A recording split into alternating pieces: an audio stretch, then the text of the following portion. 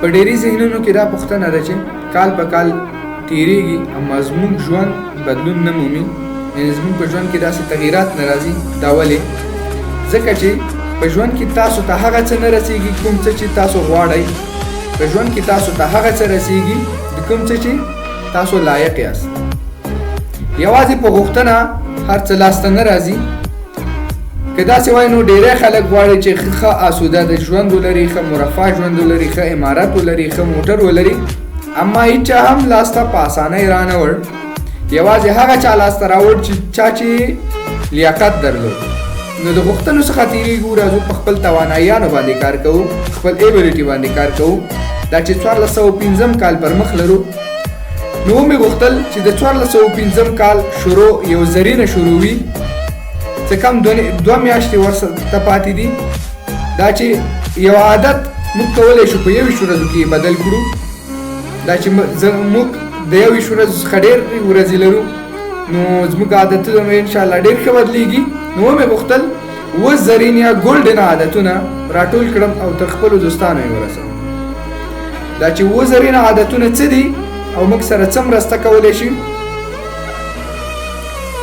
هغه زرین عادتونو څخه یو دا دی چې وایي د consist effort in the one directions، یعنی ثابته هڅه په یوه تګلاره باندې.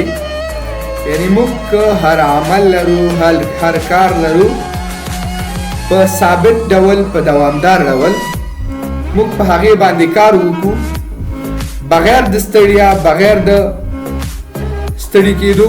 نو دا موږ موفقیت ته رسوي.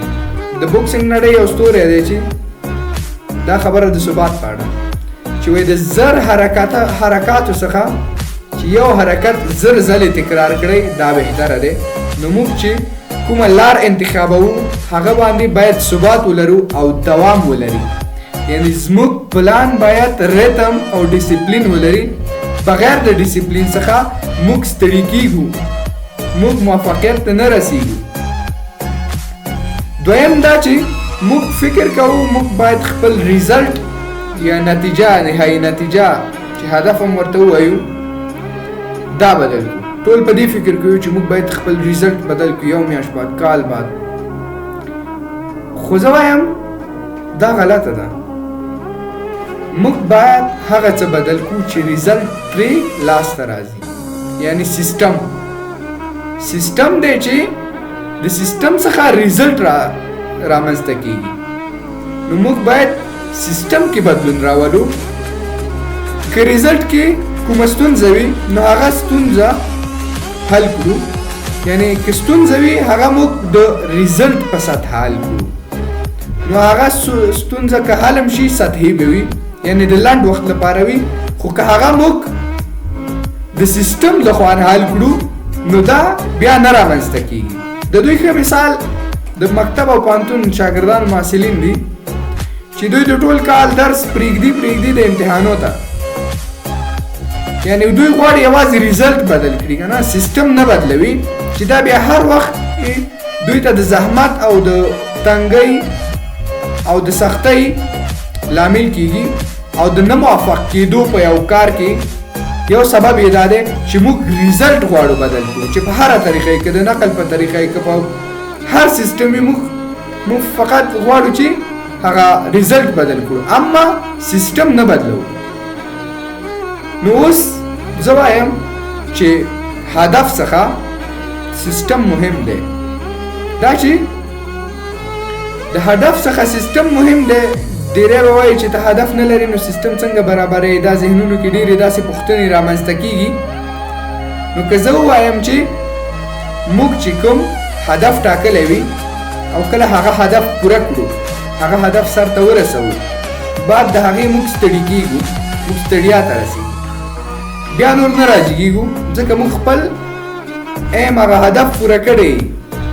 خو که کله موږ سیستم برابر کړ او موږ په سیستم باندې کار وکړ، یعنی موږ یو پلان برابر کړ، موږ ځان ته یو عادت جوړ کړ چې موږ دایم به په دې عادت ځو، موږ موفقیت شاته پرېږدو اما خپله ترې مخکې ځو. دومره موږ سره مرسته کوي. نو موږ د دې لپاره چې خپل موفقیت ته ورسیږو یو پلان جوړ کړو. یعنی لکه اول پلان دا و چې تداوم باید ولرو، یعنی ثبات ولرو په هر عمل کې. دویم دا چې ریزلټ پسې باید ونه ګرځو چې زه باید په راتلونکي هفته یا راتلونکي میاشت کې دومره وګټم یا دا کار وکړم. موږ باید سیستم جوړ کړو چې زه په دې میاشت کې یعنی دغه 2 میاشتې مې دي په دې کې زه یوازې خپل عادتونه بدلوم. زه خپل عادتونه بدلوم، په راتلونکي کال کې به هدف ګورم چې کوم ځای ته رسیږي. چې کله تا پلان بدل کړ او د پلان په اساس په تداوم لاړې. درېمه خبره دا چې یعنی درېمه عادت خپلول دا چې موږ باید د نن کار سبا ته پرېږدو.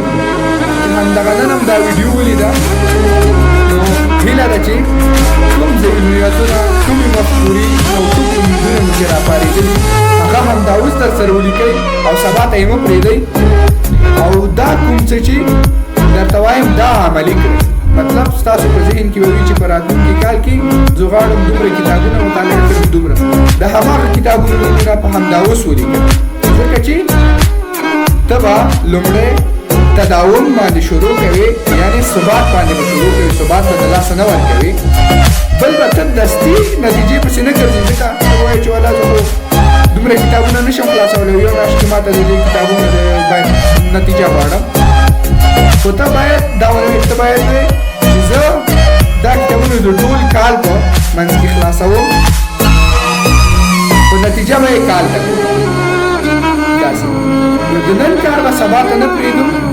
دا چې اوس دې پلان جوړ نه کړ، اوس دې کتابچه راوانخیستله، اوس دې د راتلونکي لپاره ذهنیت جوړ نه کړ د راتلونکي کال لپاره، نو یعنې د نن کار د سبا ته پرېښود. لومړی قانون، درېیم قانون دی مات کړ. د نن کار سبا ته مه پرېږدئ. که زه درته وایم د دې لپاره یو مثال، د شطرنج دا بورډ چې دی په دې کې 4 شپېته خانې دي. که د لومړۍ خانه کې یو دانه کېښودل شي، په دویمه کې 2، درېیمه کې د دې 2 چند، که هره خانه کې 2 چنده کېښودل شي، په 4 شپېتمه خانه کې دومره دانې ډېرېږي چې د حساب څخه موږ به عاجز پاتې کېږو. نو د نن کار سبا پرېښودل هم موږ ته همداسې دي.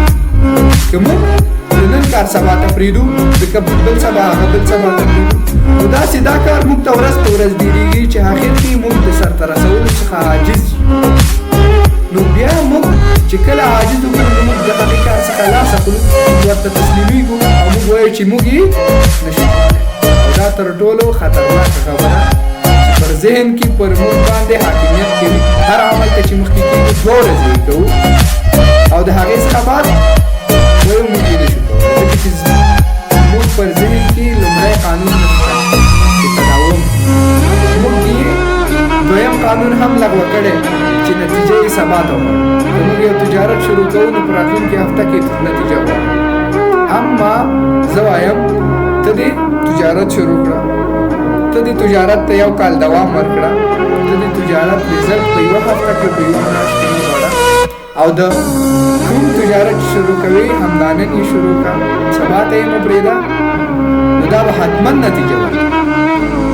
نو دا د نن ورځې ویډیو وه چې 3 قانونونه مې تاسو ته پکې بیان کړل. په راتلونکي ویډیو کې به انشاءالله تاسو ته 4 قانونونه یا عادتونه چې په 1405 کاله پورې خپل کړو، یعنې په 21 ورځو کې عادت خپلېږي او موږ تر هغې نن ډېرې ورځې او د موفقیت په هیله انشاءالله دا عادتونه چې هر څوک ولري، نو د کامیابۍ کلید به دې سره وي.